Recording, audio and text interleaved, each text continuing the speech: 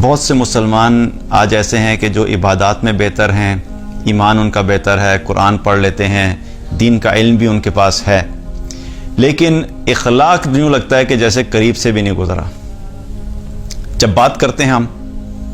تو بات ایسے ہوتی ہے کہ جیسے دوسرے انسان کو ذلیل کرنے کا ایک لائسنس لیا ہوا ہے کہ کسی طریقے سے دوسرے کو ذلیل کر کے چھوڑنا ہے۔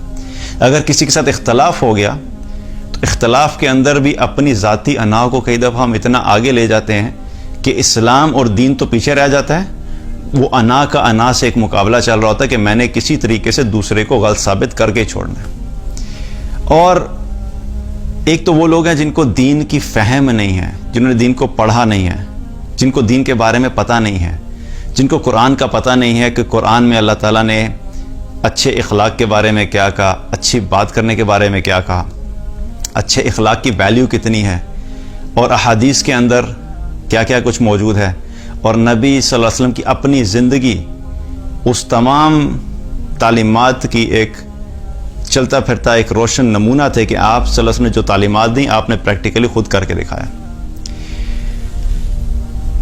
مسلمانوں کا آپس میں ایک دوسرے سے محبت کرنا اور آپس میں ایک دوسرے کے ساتھ نرمی کا معاملہ کرنا، اس کے بارے میں بار بار آپ صلی اللہ علیہ وسلم نے مسلمانوں کو بتایا۔ صحیح مسلم کی حدیث ہے، حدیث نمبر 4525، اللہ کے رسول صلی اللہ علیہ وسلم نے فرمایا، بشروا ولا تنفروا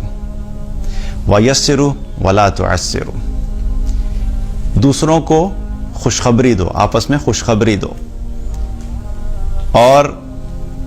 بشروا ولا تنفروا، خوشخبری دو، نفرت مت پھیلاؤ، ویسروا ولا تعسروا، آسانیاں پیدا کرو، مشکلات پیدا مت کرو۔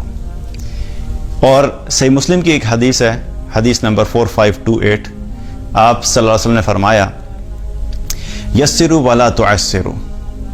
آسانیاں پیدا کرو، مشکلات مت پیدا کرو، وسکنوا ولا تنفروا، اور اطمینان دلاؤ، نفرت مت پھیلاؤ۔ تو آپ صلی اللہ علیہ وسلم نے امت مسلمہ کو، ہم سب مسلمانوں کو یہ میسج دیا، یہ پیغام دیا کہ دیکھو آپس میں ایک دوسرے کے ساتھ نرمی کا معاملہ کرنا، ایک دوسرے کے ساتھ اخلاق کے ساتھ رہنا، ایک دوسرے کے لیے آسانیاں پیدا کرنا، ایک دوسرے کو اطمینان دینا کہ ٹھیک ہے، ایمان کے اوپر اطمینان دینا کہ ہم نے ایمان پہ چلنا ہے، اگر کوئی مشکل میں تو اس کو اطمینان دینا کہ دیکھو گھبرانا نہیں، اگر کوئی غلط ڈائریکشن میں چلا گیا تو اس کو آرام سے اخلاق سے بتانا کہ دیکھو یہ صحیح راستہ ہے۔ بار بار آپ صلی اللہ علیہ وسلم نے ہمیں اس چیز کی تعلیم دی، اور یہ تو صحیح مسلم ہے، اس کے علاوہ صحیح مسلم کے علاوہ صحیح بخاری کے اندر احادیث ہیں، اور بھی کتابوں میں احادیث جو ہیں وہ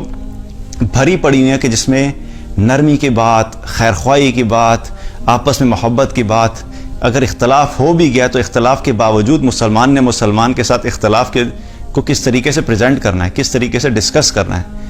یہ سب چیزیں کیا ہے ہمیں ہماری تعلیمات ہمیں دی گئیں، اور آپ صلی اللہ علیہ وسلم کی یہ تعلیمات میں سے شامل ہیں۔